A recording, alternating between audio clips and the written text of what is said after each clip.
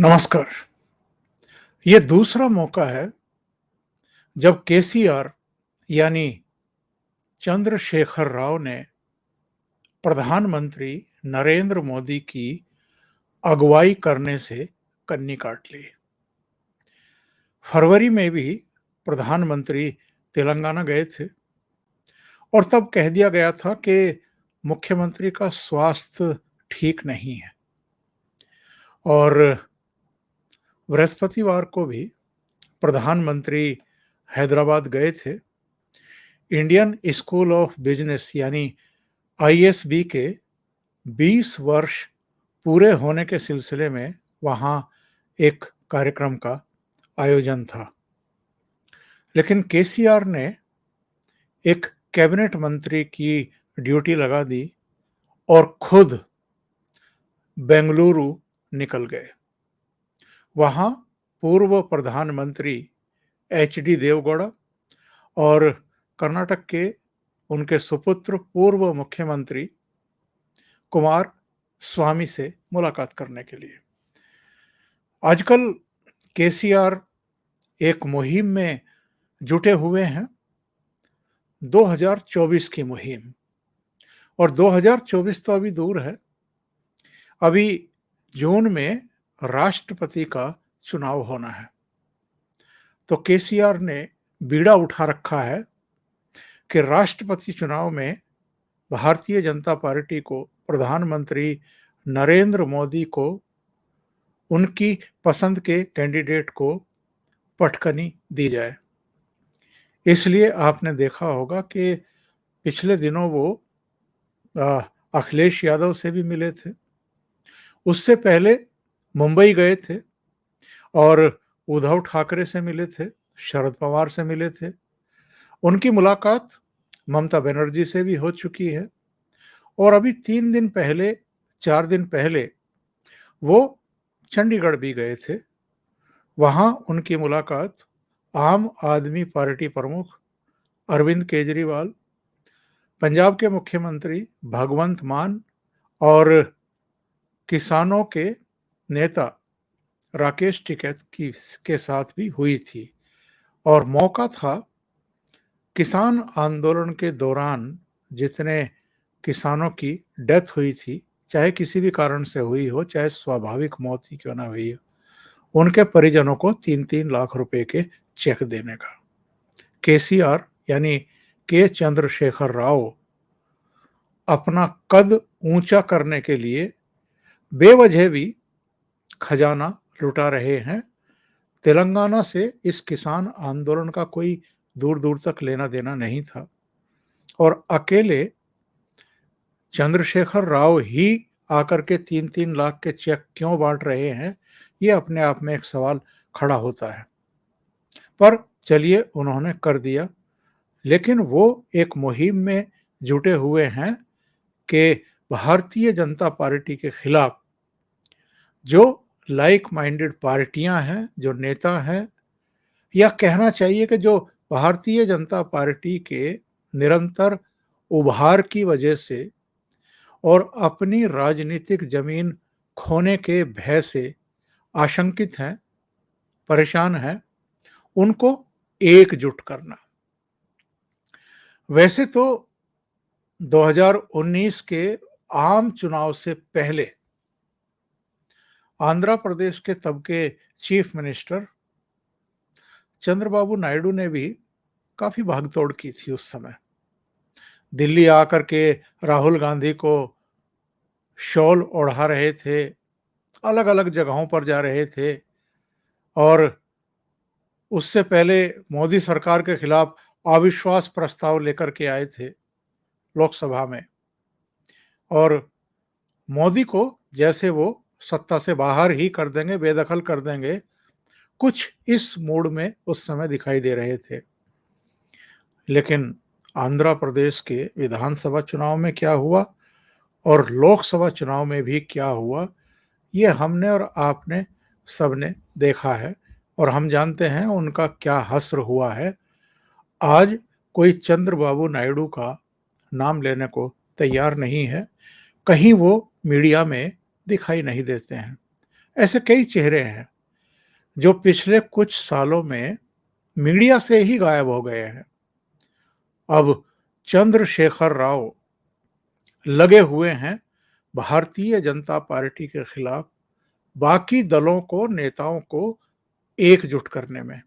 अभी ये जानकारी मिल रही है कि बेंगलुरु से वो रालेगण सिद्धि जाएंगे, साईं बाबा के यहाँ शिरडी जाएंगे। इसके अलावा 29 को हैदराबाद लौटने के बाद फिर बिहार जाने का उनका प्रोग्राम है। जाहिर है लालू यादव से, उनके बेटों से मिलेंगे और हो सकता है नीतीश कुमार से भी मिले। और उसके बाद उनका कलकत्ता जाने का प्रोग्राम है ममता बनर्जी से मिलने का। तो वो पूरी भागदौड़ कर रहे हैं जितनी वो कर सकते हैं। प्रधानमंत्री नरेंद्र मोदी, जैसा मैंने बताया है कि आईएसबी के 20 साल पूरे हुए हैं, तो उस सिलसिले में हैदराबाद में थे। वो हैदराबाद में जो उन्होंने किया प्रोग्राम में, इसके बाद जनसभा में जो उन्होंने अटैक किए केसीआर पर, उनके परिवारवाद का जो उनकी नीति है उस पर तो बात करेंगे ही।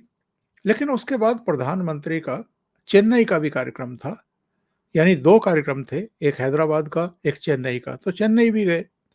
वहाँ तो वो काम तमिलनाडु के मुख्यमंत्री ने नहीं किया, एम.के. स्टालिन ने, जो तेलंगाना के चीफ मिनिस्टर केसीआर ने किया है। हालांकि एयरपोर्ट पर एम.के. स्टालिन के 2 कैबिनेट मंत्रियों ने अगवानी की, राज्यपाल वहां मौजूद थे, लेकिन कार्यक्रम में खुद मुख्यमंत्री मौजूद थे।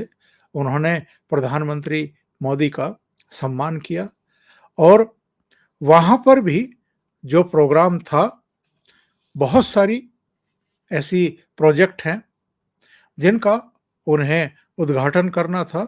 रेलवे से जुड़े हुए, पेट्रोलियम से जुड़े हुए, हाउसिंग से जुड़े हुए, रोड्स वगैरह के। तो मुख्यमंत्री वहां रहे और एम.के. स्टालिन ने कुछ ऐसी बात भी कही जो प्रधानमंत्री को नागवार गुजर सकती थी। जैसे उन्होंने कहा कि तमिल भाषा को, हिंदी को जिस तरीके से सम्मान दिया जा रहा है, अधिकार दिया गया है, वैसा ही तमिल भाषा को भी दिया जाए। तो प्रधानमंत्री ने जो उन्होंने गुगली फेंकी थी, उसका ठीक तरीके से जवाब दिया। उन्होंने कहा कि तमिल भाषा जो है वो शाश्वत है और तमिल संस्कृति तो वैश्विक है। आप अमेरिका चले जाइए, आप ब्रिटेन चले जाइए, कहीं भी जाइए, आपको तमिल संस्कृति में रचे बसे लोग मिल जाएंगे और तमिल बोलने वाले भी मिल जाएंगे। सीधे तौर पर उन्होंने कोई जवाब नहीं दिया, लेकिन एम.के. स्टालिन ने कहा कि हम ये चाहते हैं कि जिस तरीके से हिंदी सरकारी कामकाज और केंद्रीय कार्यालयों की भाषा बन गई है, उसी तरीके से तमिल को भी आप बनाएं। और खास तौर से जो तमिलनाडु में, चेन्नई और दूसरे शहरों में केंद्रीय कार्यालय हैं, वहां तो कम से कम तमिल भाषा को। चलिए, वो एक कार्यक्रम हो गया, लेकिन कम से कम ना तो उन्होंने शिष्टाचार की अनदेखी की, ना प्रोटोकॉल को खूंटी पर टांगने की कोशिश की। लेकिन केसीआर ने तो ये दोनों ही काम किए हैं और ये सवाल तो उठने ही चाहिए कि फरवरी में जब बसंत पंचमी के मौके पर प्रधानमंत्री वैष्णव संत रामानुजाचार्य स्वामी की प्रतिमा, जिसका नाम ही स्टैचू ऑफ इक्वलिटी रखा गया है, वो देश को समर्पित करने के लिए गए थे, तब भी केसीआर ने अपना स्वास्थ्य खराब होने का बहाना बना करके उनकी अगवानी नहीं की थी। और अब फिर ये हुआ है। तो इनके जो बेटे हैं के.टी. रामाराव, उन्होंने कहा कि साहब, पीएमओ से ही हमें कहा गया था, मना कर दिया गया था कि केसीआर जो है वो प्रधानमंत्री की अगवानी ना करें। तो केंद्र से इसका खंडन किया गया कि ऐसा बिल्कुल नहीं किया गया है, ये गलत बात है। तो इन्होंने कहा कि साहब मैं तो बेंगलुरु एचडी देवगौड़ा और कुमारस्वामी से राष्ट्रपति चुनाव पर चर्चा करने के लिए गया था, वार्ता करने के लिए गया था और हमने देश और जो कर्नाटक की राजनीति है उस पर भी चर्चा की है। केसीआर ने यह भी दावा किया कि राष्ट्रीय राजनीति में बदलाव होने जा रहा है और इसे अब कोई रोक नहीं सकता। ठीक इसी तरह के दावे उस समय चंद्रबाबू नायडू ने भी किए थे। इनका दावा है कि आदिवासी, किसान, गरीब खुश नहीं हैं, दुखी हैं और चीन की जो जीडीपी है वो हमसे कम है, इसके बावजूद वो 16 ट्रिलियन की इकोनॉमी, $16 ट्रिलियन की इकोनॉमी बन गया है और हम अभी $5 ट्रिलियन का सपना दिखा रहे हैं। इस तरीके से इन्होंने एक तरीके से प्रधानमंत्री मोदी पर अटैक करने की कोशिश की। इसका जवाब प्रधानमंत्री मोदी ने अपनी जनसभा में दिया, जो उन्होंने हैदराबाद में की और उन्होंने ये कहा कि जहां-जहां परिवारवाद होता है, वो सपनों को कुचल देता है, प्रतिभाओं के दरवाजे बंद कर देता है और उन्होंने ये भी कहा कि परिवारवाद के खिलाफ अब इस अभियान को आगे बढ़ाने की ज़रूरत है, जो पूरे देश में इस समय दिखाई दे रहा है और उन्होंने ये भी कहा कि तेलंगाना के लोग देख रहे हैं कि जब परिवार को समर्पित, किसी एक परिवार को समर्पित पार्टियां सत्ता में आती हैं, तो कैसे उस परिवार के सदस्य भ्रष्टाचार का सबसे बड़ा चेहरा बन जाते हैं और तेलंगाना के लोग देख रहे हैं कि परिवारवादी पार्टियां सिर्फ अपना विकास करती हैं, अपने परिवार के लोगों की तिजोरियां भरती हैं। उन्होंने केसीआर के एक अंधविश्वास पर भी तंज कसा। ये खबरें मीडिया में आई थी कि उन्होंने एक ऐसा घर बनवाया है जिसकी कई मंजिलें हैं और ये तर्क दिए जा रहे हैं कि ऊंचे स्थान पर शासक को बैठना चाहिए, राजा को बैठना चाहिए। इस तरह की बातें कही जा रही हैं। तो उसको लेकर के भी उन्होंने कहा कि योगी आदित्यनाथ संत हैं, पर विज्ञान में भरोसा करते हैं, अंधविश्वासों में भरोसा नहीं करते हैं।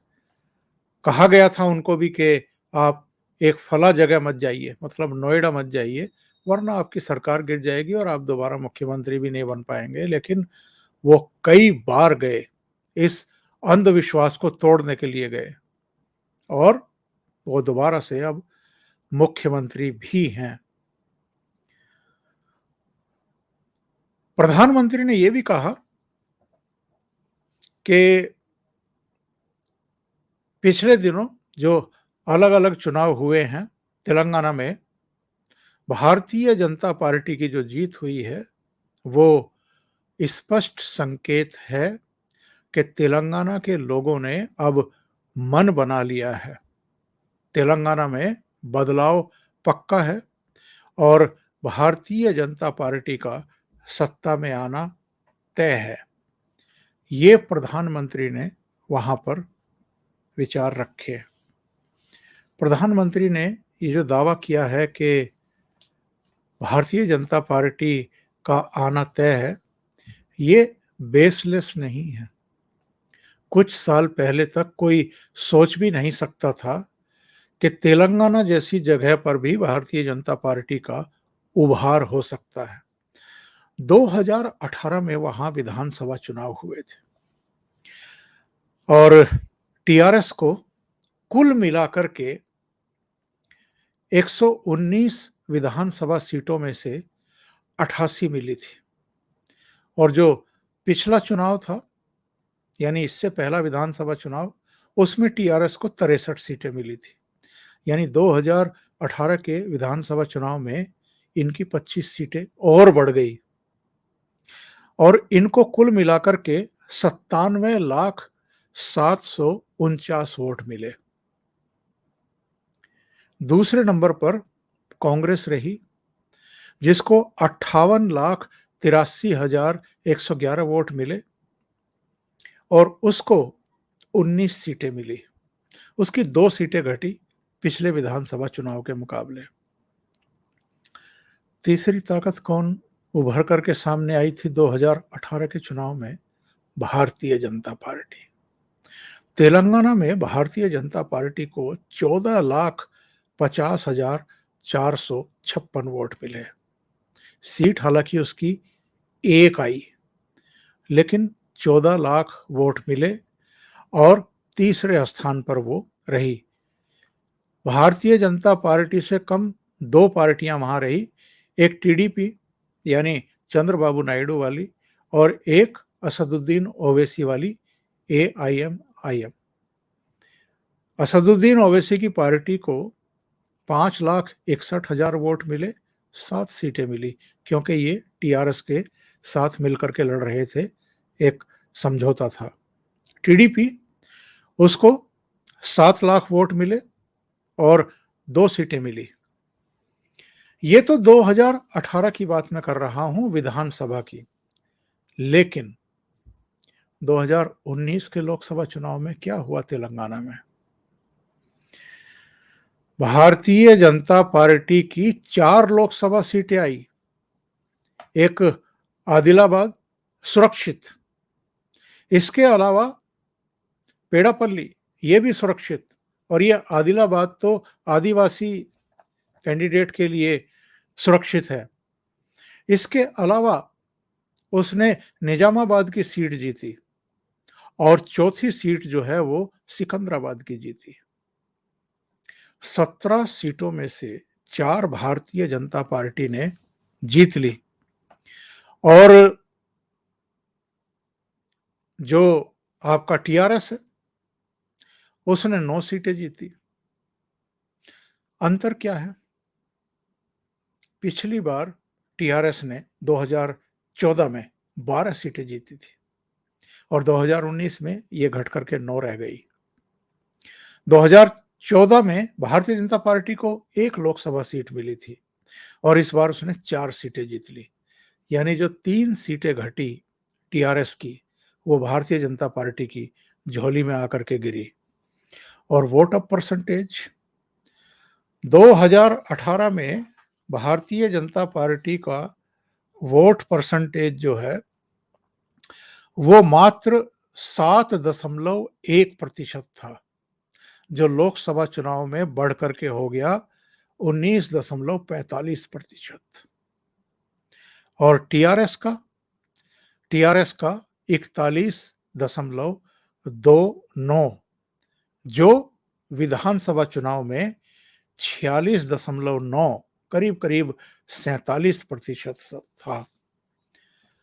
तो ये जो भारतीय जनता पार्टी का उभार है, और जो लोकल बॉडीज के चुनाव, पंचायतों के चुनाव, उनमें जो भारतीय जनता पार्टी का परफॉर्मेंस रहा है, जिसका जिक्र प्रधानमंत्री ने अपने भाषण में किया है, उसकी वजह से चंद्रशेखर राव की नींदें उड़ी हुई हैं।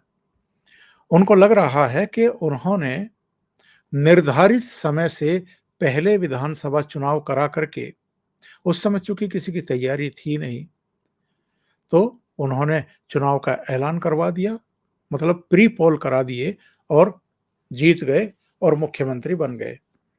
लेकिन उस चुनाव में भी और बाद में लोकसभा चुनाव में भी भारतीय जनता पार्टी को जिस तरह की कामयाबी मिली है, और लोकसभा चुनाव में मत भूलिए चंद्रशेखर राव की बेटी चुनाव हार गई थी, तो ये एक संकेत था इनके खिलाफ मतदाताओं की नाराजगी का और भारतीय जनता पार्टी के प्रति आकर्षित होने का।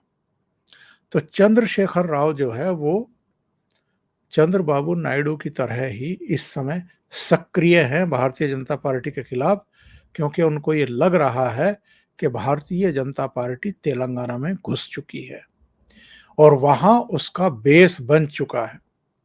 आगे जब भी विधानसभा के चुनाव होंगे तो उनके लिए दिक्कतें पेश आएँगी और 2024 के लोकसभा चुनाव में भी हमें नहीं भूलना चाहिए पश्चिम बंगाल में क्या हुआ था।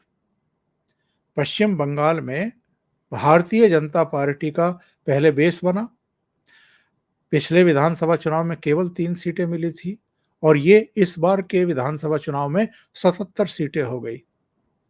जहां लोकसभा चुनाव में कुछ नहीं था, वहां उसको 18 सीटें मिल गई थी 2019 के चुनाव में। हालाँकि अब लोगों का कहना है कि वहाँ कार्यकर्ता, नेता दोनों डिमोरलाइज़ हो गए हैं, जिस तरह के हालात वहाँ पर हैं और भारतीय जनता पार्टी के नेता पार्टी छोड़ रहे हैं, मेंबर ऑफ पार्लियामेंट भी छोड़ रहे हैं, विधायक भी छोड़ रहे हैं। लेकिन भारतीय जनता पार्टी का वहाँ बेस बन चुका है। इसी तरीके से तेलंगाना में भी भारतीय जनता पार्टी का पैर जम गया है और इससे चंद्रशेखर राव परेशान है। इसीलिए वो चीज़ों को अवॉइड करने की कोशिश कर रहे हैं, लेकिन अवॉइड करने के चक्कर में वो शिष्टाचार को भी तिलांजलि दे रहे हैं और प्रोटोकॉल का भी पालन नहीं कर पा रहे हैं। इससे उनकी छवि क्या बनेगी, शायद इसका उनको एहसास भी नहीं है। अभी के लिए इतना ही। बहुत-बहुत धन्यवाद। अगर आपको ये चैनल और इसके कंटेंट पसंद आ रहे हैं तो लाइक करें, कमेंट करें, वीडियो को शेयर भी करें। अभी तक अगर आपने ये चैनल सब्सक्राइब नहीं किया है तो सब्सक्राइब कर सकते हैं और जो ज्वाइन करना चाहते हैं वो मामूली शुल्क दे करके ज्वाइन भी कर सकते हैं। साथ में लगे बेल आइकॉन को दबाना ना भूलें ताकि आगे आने वाले वीडियो और उनके नोटिफिकेशन आप तक पहुंचते रहें। बहुत-बहुत धन्यवाद। नमस्कार।